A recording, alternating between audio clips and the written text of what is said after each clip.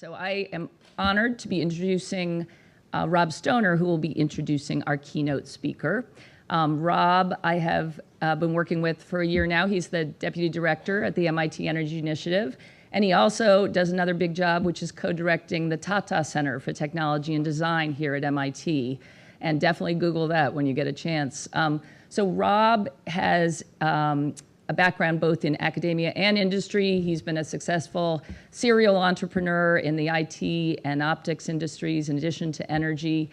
And I just want to say he's also a person who is so smart and so dedicated and has a great sense of humor, as the mighty staff all knows. And I also want to add that Rob, over the past year, has shared with me many times how proud he is of the students that he's mentored, and many of them who he's highlighted for me have been women that he's so happy with, and they're off doing amazing things, and Rob really enjoys that part of his job. So thank you, Rob.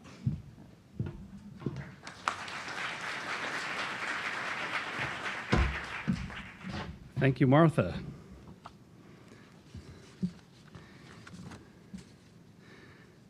It's a great pleasure for me to be here and to see so many familiar faces in the audience, including that of my wife and her colleagues from the Clinton Foundation, who are doing such great things around the world. So welcome to all of you and welcome to her. I have the honor this morning of introducing our next speaker, Christine Todd Whitman, the 50th governor of the state of New Jersey, a state I know pretty well, having spent a large part of my early career there. As the first and to date the only female governor of New Jersey from 1994 to 2001, Governor Whitman not only set a high standard for fiscal management by balancing her state budget, but also earned the praise of Republicans and Democrats alike for preserving a record amount of New Jersey land as permanent green space. She also reduced the level of air pollution in the state by more than half through a novel auto inspection program, and many other programs. Throughout her career in Trenton, and later as the administrator of the EPA under President George W. Bush, Governor Whitman has acted in support of environmental stewardship while seeking economic growth. Indeed, she left her governorship to take up her EPA post in 2001, reflecting her commitment to the environment, as well as a desire to have an impact on the national and international stages.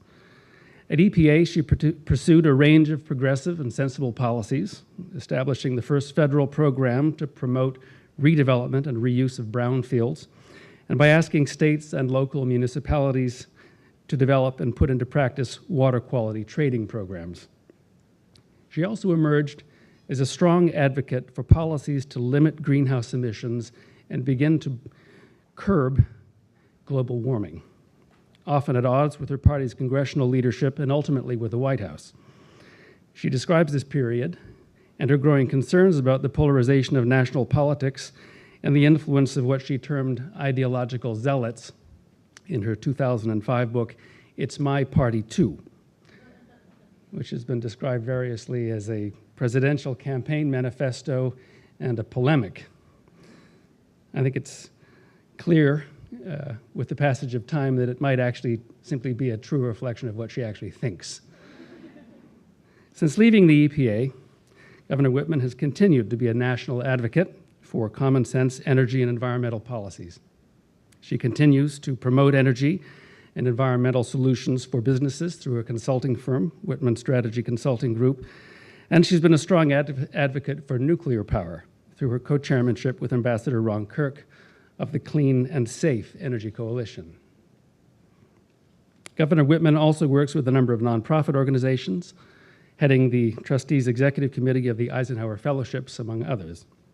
She sits on the board of the Council on Foreign Relations and serves as the ambassador in C3E's other program, Minorities in Energy. As an ambassador, the governor travels to high schools and minority communities to encourage more participation in STEM and energy-related fields among young people, entrepreneurs, and business people. Governor Whitman, we're truly honored to have you with us, and we thank you for joining.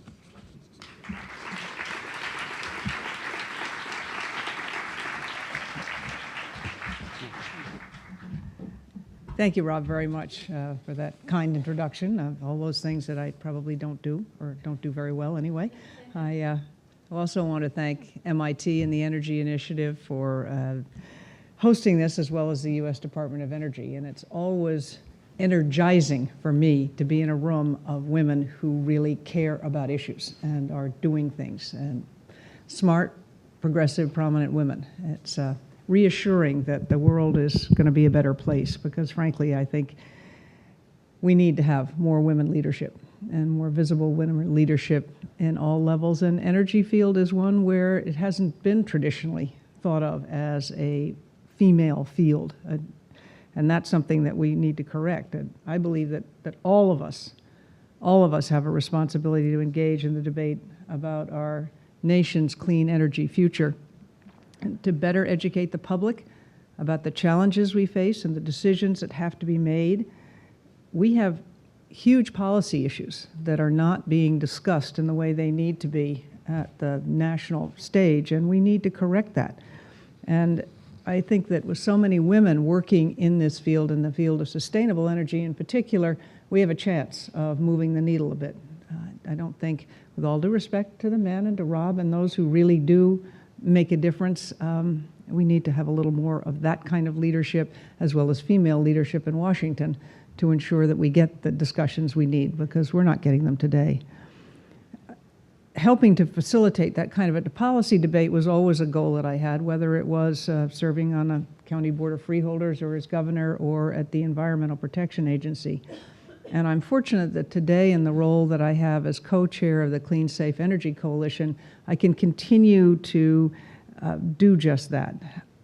The coalition was formed in 2006. It is supported by the Nuclear Energy Institute. We are a group of people from all walks of life. We have over 3,700 members, and members everything from individuals to organizations, labor unions, chambers of commerce, healthcare groups, minority groups.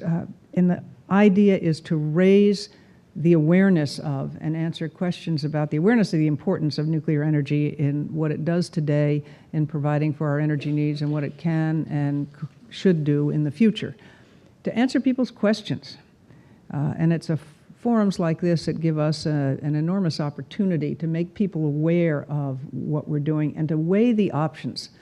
I mean, one of the things I think we all know, that people cannot make a good decision if they're not if they don't have the facts. You don't make an informed decision without information. And there are too many of our fields where people just don't have the requisite information in order to make a good decision about what they want their future to look like. We believe in CASE, and I certainly believe personally, that by taking advantage of all of our energy resources and by investing in a diverse and balanced energy portfolio, that we will be in a better place and that we can have an impact to provide and allow future generations to enjoy a clean energy future.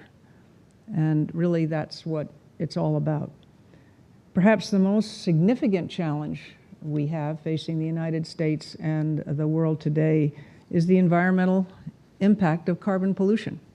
I am one of those, a Republican, I will still be a Republican, who believes that climate change is occurring and believes that human activity has an impact on what is already, I acknowledge, a naturally occurring phenomena, but I think it's naive to assume that what we have done in our land use changes and what we put into the atmosphere is not having an impact, and that we need to address that, and it's serious. This has been an issue of significance and international focus for more than 2 decades, and yet just recently we saw the level of carbon pollution rise across the world, and that should concern all of us. According to the International Energy Agency, in 2012 alone, carbon dioxide emissions across the world continue to rise by 1.4%. If we believe that the implications of that are an ever-increasing change in the climate with the kinds of consequences that we've seen today, China accounts for 1/4 of the world's global pollution. We need to do something. We need to engage internationally, and we need to do something here domestically as well. But the news on the climate front isn't all gloom and doom, and that's why you're here and the kinds of programs that you support and the companies in which you invest and spend your time. Progress has been made in the United States and in the European Union in reducing our carbon emissions. And that's due in part to maintaining zero carbon sources like hydropower and solar and wind and nuclear energy. And that's something that many people don't understand, that as a base power, nuclear is the only form of base power that does not release any greenhouse gases or other regulated pollutants while it's producing power. And so what we need to do is to encourage, I believe, the increased use of the renewables, green power, as well as nuclear, in order to be able to back us down from our over-reluctance on coal and carbon. Because while you can get low sulfur coal, and we are making some small strides in carbon capture and sequestration, we're not there yet. And there's no way we're going to make coal completely clean. We need to understand that the same fuels that produce carbon often produce other undesirable emissions, the things that cause rain and cause smog and breathing difficulties. So we need to be aware of this. We're seeing emerging economies starting to take a very serious look at reducing their carbon footprint by embracing clean energy portfolios. Again, something that on which we need to spend some more time. Moving forward, the threat of climate change has actually created a great opportunity for governments and businesses and advocacy organizations to work collaboratively to reduce carbon. And that's what we have to do. It has to be a collaborative effort. In fact, we're just 1 week away from the special meeting of the United Nations on the issue of climate change. And I believe that given this backdrop, it's a perfect time to take a hard look at our energy choices, at what it is we expect, what it is we want for energy. We've seen a phenomenal growth in renewable energy, and that's a good thing. The growth of onshore wind and photovoltaic means these sources are finally starting to approach economies of scale that make them more cost competitive than they have been. In fact, solar-generated energy experiences the greatest amount of growth among the renewable sources, increasing by 115% since the first half of 2013. Now that's starting from a low base, but it's still a significant and important growth, and we should be encouraging that. But even with this very steady and impressive growth, these sources will still only be about 6% of our overall energy generation. And if we are truly looking at a 28% increase in demand by 2040, the ability to scale those sources up to become the sole answer to our needs to reduce carbon is very problematic. The vast majority of electricity comes from fossil fuels, mainly coal, but with natural gas rapidly rising as a part of the portfolio. Although many people don't know that today nuclear power produces just under 20% of our overall power, but is far and away our leading source of energy that releases none of those emissions. In fact, it's over 60% of our clean energy today. And although fossil fuels still provide that lion's share of our electricity, we're making progress in reducing the heavy emission energy sources. According to the U.S. Energy Information Administration, our carbon emissions fell 12% between 2005 and 2012. Although it's interesting, you do see anomalies in California where they shut down a nuclear reactor. They saw last year in 2013 for the first time a rise in their carbon emissions since 2005. Those two things are not unrelated, and I believe that people need to understand that. But as our economy rebounds from the recession and our energy needs grow with that 20% increase in demand that we're looking at, we must recognize the crucial role that emissions-free energy can offer us. And it can't be overstated, given the backdrop of what we're seeing both in this country and around the world, that climate change is real. And I'm sure many of you are aware that earlier this year, the Environmental Protection Agency proposed a plan to reduce greenhouse gas emissions from existing power plants. EPA refers to it as the Clean Power Act. and it will reduce carbon pollution from the power sector by 30% nationwide by 2030. And it does it in a way that, frankly, from my experience at the agency, is as flexible as I've ever seen them be. This may not be the perfect rule. This rule may and does have legal issues around the particular part of the Clean Air Act that they're using for implementation. But overall, the approach is the kind of thing that I believe we want to see more of from government, that recognizes that different states will have different challenges. The proposed regulation are part of President Obama's Climate Action Plan, which, of course, once he proposes something, the Republicans will oppose it, no matter what it is, which is why we need other sensible voices standing up and saying, this thing is too serious, it's too important, we need to be engaged. We cannot, this is not a partisan issue. I mean, that Climate Action Plan aims to reduce America's carbon emissions by 17% over the 2005 level by 2020. And this would put the United States on a carbon reduction path similar to other states that have agreed to reduce carbon pollution, countries in the European Union in particular. With this increased focus on emissions reductions in mind, we've got to also consider that we are looking at this overall in this country increase in electricity demand and the pressure that's going to put on us to react quickly. It's going to take a diverse mix of energy sources and conservation, and we must never leave conservation out of the equation. I think that's something that sometimes we put aside and don't think it's going to have much of an impact, but frankly, we need to do that if we're going to satisfy our nation's ever-growing appetite for energy while keeping our air clean. I talk often to young people who say, well, we're not really going to see this growth in energy use, and I look at them and say, how many new devices do you have that you plug in every night to recharge? And then when I talk to some of my friends in the environmental community, they'll say, well, we'll solve all our emissions problems by having electric vehicles. Well, that's great, except that those vehicles will only be as clean as the power used to produce the electricity. So we get right back to base power, and we have to understand that we're always going to do that. As demand continues to grow for energy, continues to grow in Massachusetts and across the United States, I believe it is absolutely imperative that our energy companies have a broad portfolio of reliable and clean energy solutions. And that brings us to a central challenge of our time. How can we build an energy system that reliably meets our growing needs while ensuring that we minimize any kind of negative impact on the consumer, that we keep the prices level so people can afford their energy, that it's reliable so that we understand it's 24/7, we can always have the power that we need. That I believe that challenges us to look at energy in a more comprehensive way, considering emissions, reliability, and affordability.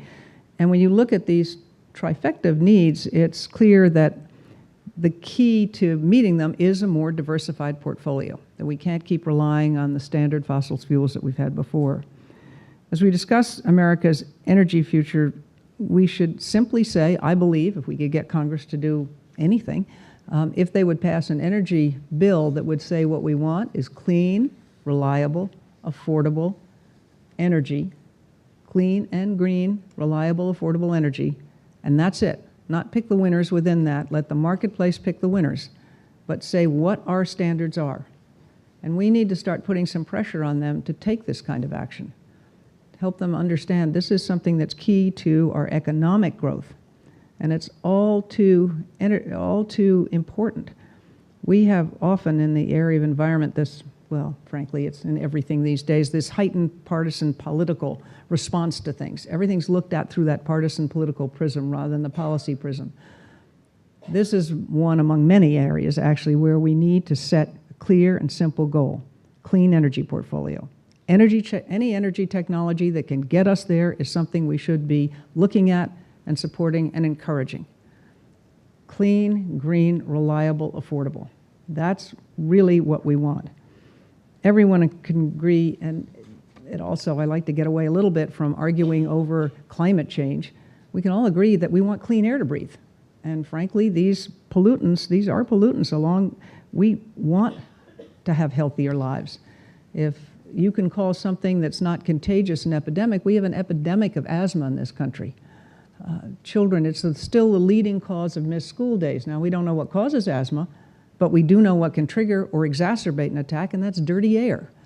So if you can put aside even the issue about climate changing, we need to talk about clean air because the emissions are all part of that. The issue of reliability is also one that is, warrants a lot of scrutiny. As if we make choices on the energy mix that we want, we have to ask ourselves, will these choices that we make ensure that power will be there when we need it? And that, of course, brings us to the other part of the challenge that we face, and that's our grid, our energy grid. Even if we don't bring on another kilowatt of power, we're going to need to do some investment in our energy grid. But under the current environment, natural gas prices are very low and supply is high, so that is where utilities are going. And it is better than coal, less polluting than coal, but still not clean, not totally clean. You have emissions during the extraction process. You have emissions during the energy producing process of it. And one of the things that we've seen is we have to, as we plan for the future, try to avoid unexpected circumstances. And we saw last winter during the polar vortex that the cold front caused natural gas shortages and price hikes across the country because the first demand goes to home heating and goes to homes and home energy, and businesses saw those price spikes. We don't have to worry about seeing our utility bills jump even in a major storm, heat wave, or cold front. I mean, that should be our goal, that we don't have to worry about that sort of thing, that our supply chain is going to be there and it'll be there in a reliable factor. And that, to my mind, brings us back to nuclear. That is one of because of the fact that it takes so little uranium to produce so much power, you can lock in long-term contracts. And during this last polar vortex, almost all save 2, I believe, of our reactors operated at 90% efficiency, and they were at about 88. So we can't worry about if our main source of energy is going to run out, which again, to my mind, calls for a balanced portfolio, not relying on any one source to be the silver bullet that is going to get us to where we want to be. And all too often, long-term affordability is lost in the conversations that we have.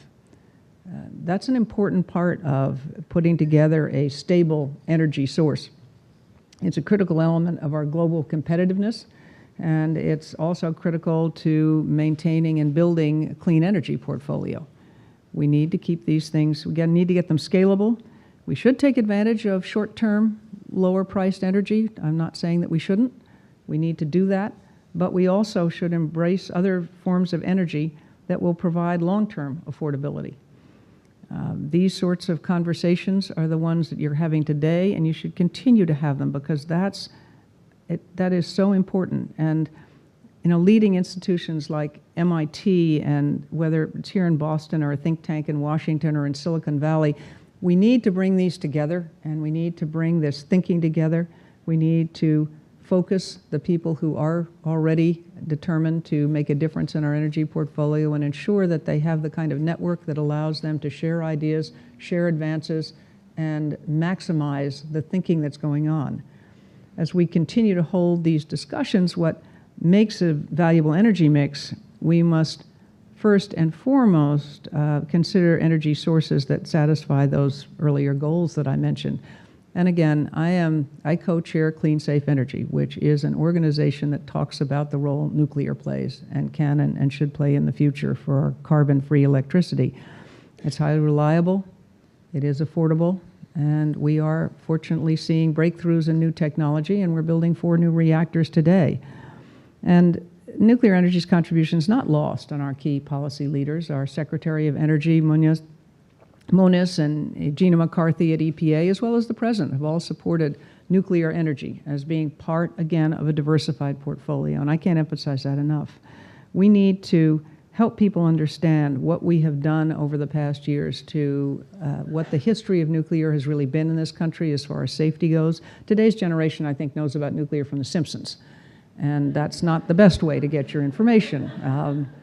And so we need to be out there telling people, which is what CASE is doing, answering their questions. It's not telling them what to do, it's answering their questions, which are real and they should be asking about nuclear.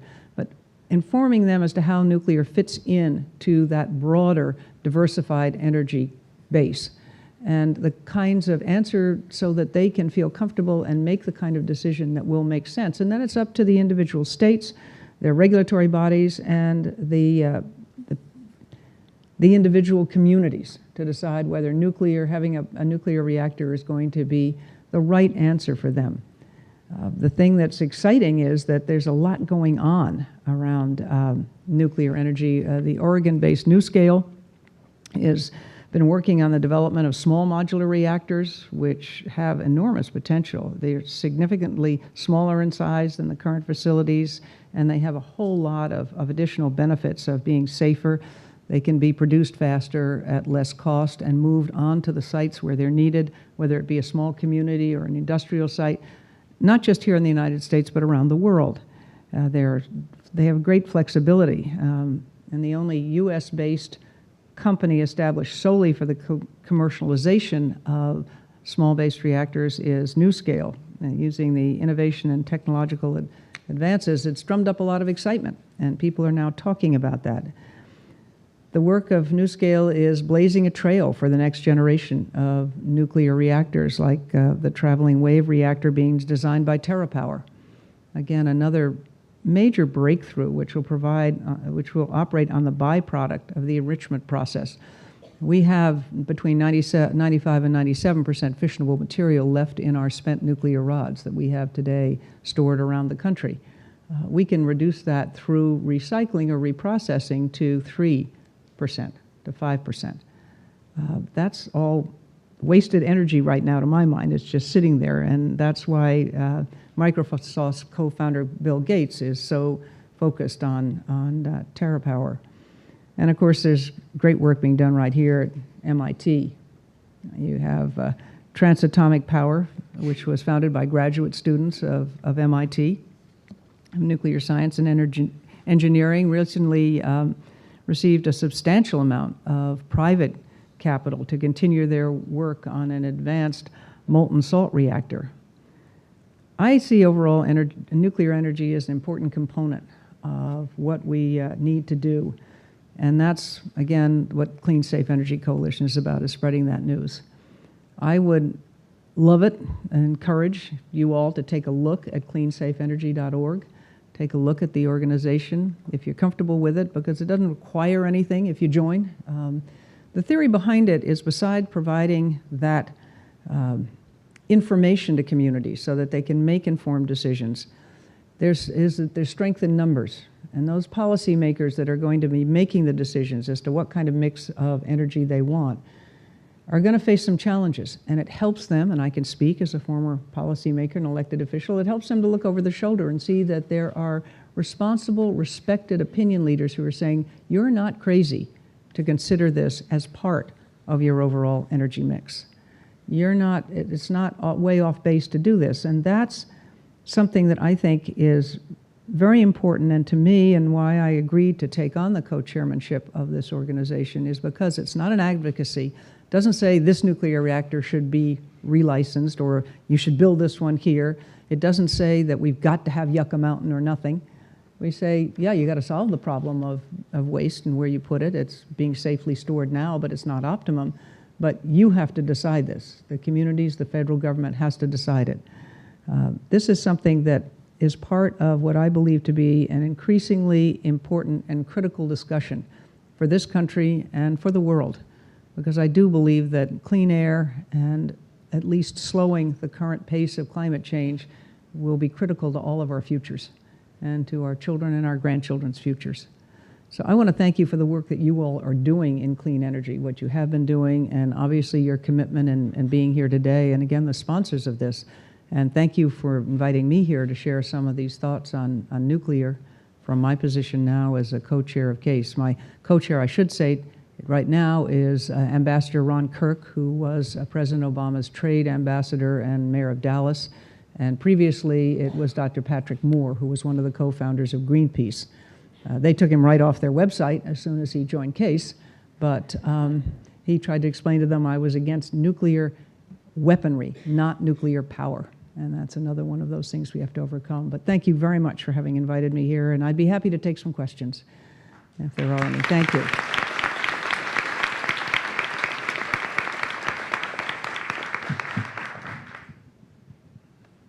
Over here, yeah. I don't know, is there a microphone? Oh, yeah, there's a microphone.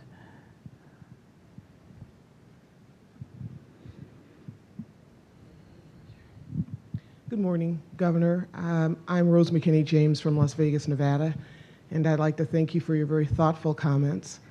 I'm sort of a renewable purist, and so I am struggling a little bit to get to the heart of your messaging around nuclear, particularly around the end cycle. So your comments helped me in some measure move toward a better understanding, but I wonder if you could focus a little more on some of the technological advancements that would help ease my concern about the big fight that we've had over the years in Nevada. Sure. Well, the first thing, with the concern that people have on safety is a very legitimate concern and one that we ought to always have in front of us. But if you look at the history of nuclear reactors in the 50 some odd years they've been operating in this country, the worst disaster we had was 3 Mile Island. And that was a partial meltdown in the core, something that never should have happened. In fact, if the operators at the time had left the reactor alone, it would have compensated and stopped that. But that was a wake-up call for the industry. And they started right then, taking an even more serious look through the Nuclear Regulatory Commission at how do we do everything to harden these as targets for terrorists or as just for safety in general. And so the new technology, particularly the AP Westinghouse 1000, there are four being built now, 2 in South Carolina, 2 in Georgia. And actually, interestingly enough, 4 in China, and China's just contracted for 8 more of that technology, which has created some 15,000 jobs here in this country because most of the component parts are made here. But they are using, they, for instance, have now built into those, as well as the small modular reactors, computer programs that will automatically shut down the reactor should anything go wrong with no human needs to be anywhere near it. In fact, it will just do it. If it thinks there's a problem, the reactor will shut down. And that will help eliminate a lot of the potential human error in what to do if you see a situation that's of concern. Fukushima Daiichi raised a lot of questions, obviously, with people, but what was interesting is I think most people in the United States, certainly according to Gallup poll, took a poll after Fukushima Daiichi and found that still 51% of the American people thought nuclear should be part of our energy portfolio, and I think that's because they believed that and understood that we have a different setup here. Our Nuclear Regulatory Commission is really the gold standard for the world. They are very concerned on top. In fact, they require that every reactor have an outside scientist on site with 24/7 access to any part of the reactor that they feel they need to inspect to make sure they're meeting standards. However, what happened with Fukushima Daiichi was that the reactor did what it should have after the earthquake. It shut down. But they had co-located the backup generators, and when the tsunami hit, it blew out their power. After 9/11, years before, the Nuclear Regulatory Commission had looked at reactors and looked at concerns and had said at that time that the operators had to remove the generators from being in the same building as the reactor. They had to be put in a different space and they had to be protected in a different way so that what happened there would not happen. They anticipated, in a sense, what happened at Fukushima Daiichi. They being the Nuclear Regulatory Commission, along with the utilities themselves, are constantly looking for new ways of improving safety. And the new technologies, by being modular, and even the larger, the APS Westinghouse 1000s are modular, so which gives you better control. They're constantly looking for new materials to use to ensure that you won't have meltdowns, to enhance the safety of them. And the Nuclear Regulatory Commission is also overseeing that on a constant basis. So while you can never say, you're 1,000% safe, I would never do that because you can't do that with anything. This industry, and it was an outside business organization that did an analysis, said that in fact the nuclear industry was one of the safest industries in which to work in the United States. That's much safer than being a real estate person. I guess you get bitten by dogs and things, and that doesn't happen on reactors. But seriously, safety is a number one concern. And we're constantly increasing the bar, raising the bar on the level of safety required, because everyone recognizes that you don't want something bad to happen.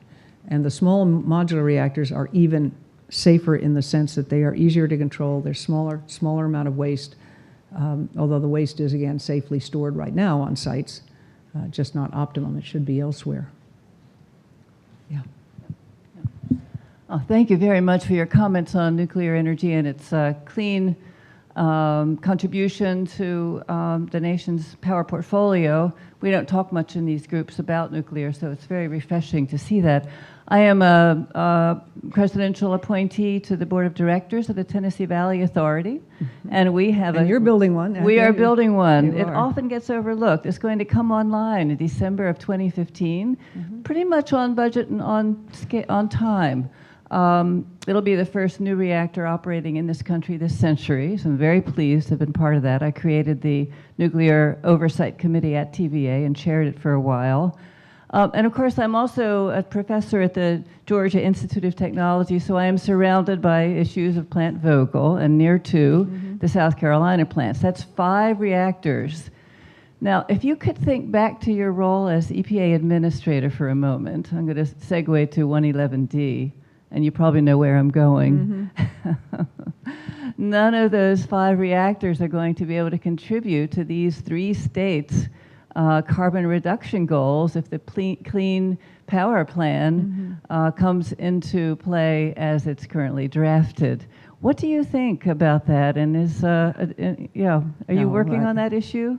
Yeah, well, I think that EPA, as I mentioned, had done a very good job on the flexibility of allowing states to reach these goals in different ways.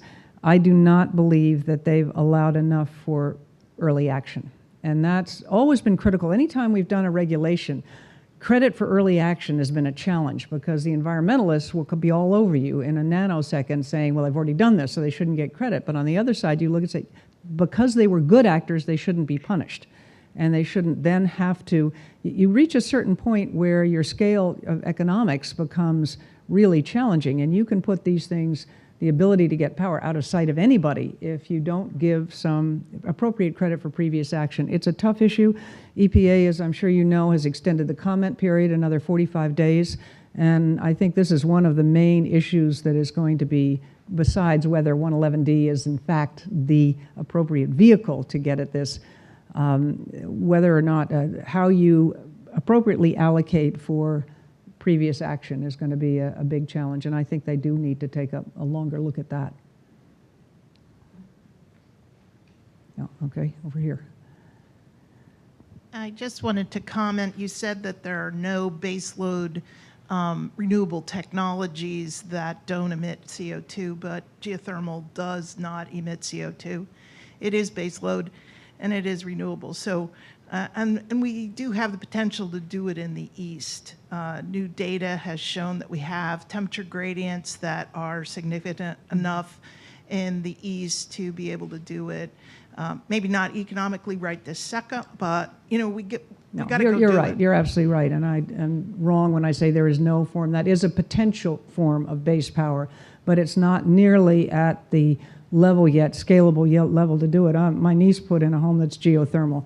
Hugely expensive, a number of wells, and there's things we don't know about it yet. It's a little bit like underground injection of carbon and with the challenges we face with fracking, but it definitely has that potential. And so it can be, but it's not. Certainly when you look at geothermal, the deployment of geothermal compared to nuclear, you're not anywhere close, and it is going to take a while before that form of baseload clean technology is going to be something that people can really look to and be able to afford to put in. But you're absolutely right. It has the potential to be a form of base power that is clean, and those would be the only two. One is now scalable and being used around the world. The other is still ramping up and getting to that point. Thank you for your remarks. I'm Dorothy Barnett from Kansas. One of the things that our Midwestern states are impacted by, is exceedingly a drought. We anticipate that that's going to get worse and worse. We have one nuclear plant in our state that actually was impacted by the drought, low water levels. So as we anticipate with climate change getting warmer, getting drier, getting less precipitation, how is that impacting, movement forward for nuclear power? Yeah, and when you talk about natural issues, that is one that can have an impact on them. Nuclear energy uses a lot of water in the process, but overall it returns 98% of that water. The greatest loss of water at a nuclear reactor is from the holding ponds, is from naturally occurring loss of water. So that, in fact, it is something that they can continue to operate. They're under very strict permit requirements as far as the water they use and what they return to natural streams or around them. But for siting for future reactors, that's something they're going to have to take into consideration. The cold hasn't affected them. The power source of uranium isn't what was impacted. It is the operations. And for most of them, they have worked on backup supplies, but you're right. I mean, there are places where nuclear is going to be appropriate and places where it's not. I mean, I think we have to realize that for every source of power that we have. Not every community or every state even is going to want to have the same mix, nor would it be appropriate to have the same mix. But that is something that can slow down the production and operation of a reactor. But overall, the reactors do operate at 90% efficiency. And very rarely do you have them down for unanticipated concerns. You do have them, I mean, and they self-report a lot of those, which is what's the good thing, and it goes again to the safety, security. They self-report a lot of when they see something happening. And I should mention, before I take the next question too, one of the things we've done at CASE, we have a steering committee for minorities and women, because the nuclear industry has been primarily a white male institution. And you actually have the potential to see almost 50% of the current operators retire within the next 5 to 10 years. And the nuclear Navy is not going to be able to step up and take that, fill that up. That's where we've gotten a lot of those operators, is from the nuclear Navy. So one of the things that we're doing at CASE is particularly to do outreach to the non-traditional potential people and to be involved in nuclear, and women and minorities are particularly targeted. And we've gotten several of our utility members to partner with community colleges especially, but some 4-year, to support programs on nuclear, not just engineering. You don't have to be a nuclear engineer. That's the other thing we try to get across to people, that a nuclear reactor facility requires the whole pipeline of support services. I mean, they need janitorial, they need security, they need electrician, they need cement, they need all those things. And there are a lot of women-owned businesses and minority-owned businesses that can supply those, even if they don't go into as nuclear energy engineers or scientists. But what they are doing when they work with these colleges is, beside providing support for their nuclear programs, when the students graduate, they get a diploma and a job offer. And most of them, the Florida Power and Light's doing that with Miami-Dade Community College, and there are a number of others that have been undertaken. And so that's another way that we're trying to provide outreach. And you had a question over there. My name is Seth Weissman. I'm originally from New Jersey, so thank you for your service to my great state. My question is, it's lovely to hear you say, you're a Republican and you understand and believe in the science of climate change. Help coach this group. There's a group here of incredibly motivated women and a couple of motivated men who brave who desperately care about reaching across the aisle and finding partners to work with on the other side.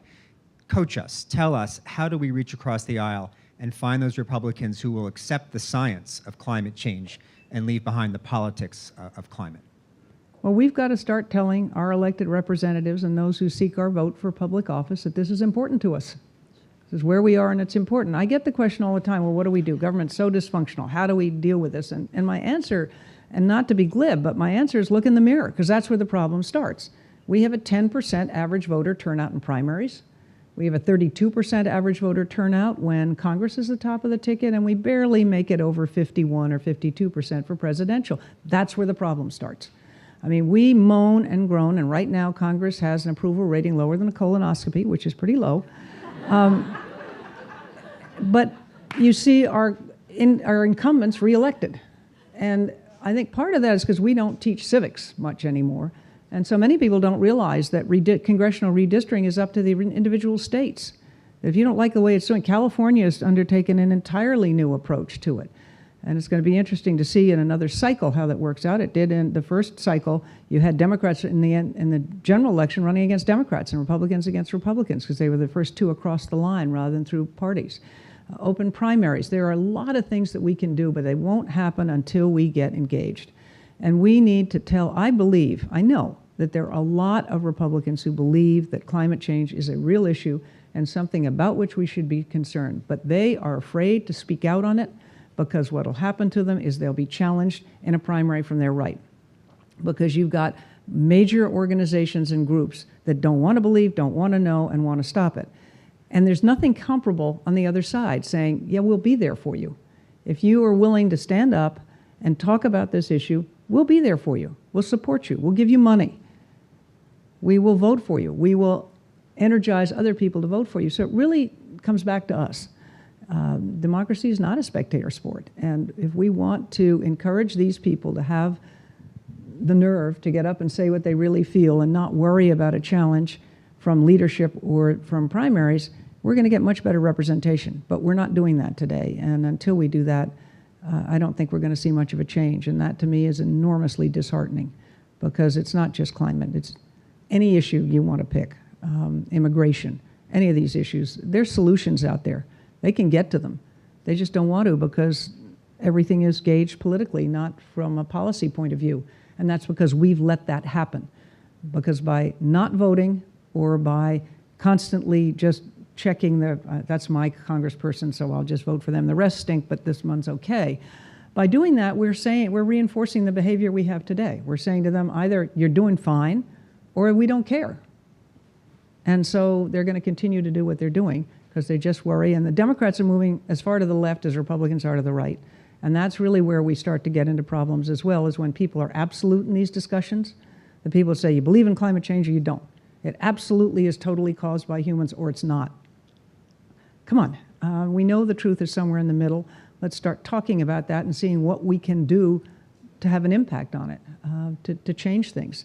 But that's got to be up to us. Thank you, Governor. I think that was our last question. Oh, okay. Thank you all very, very much.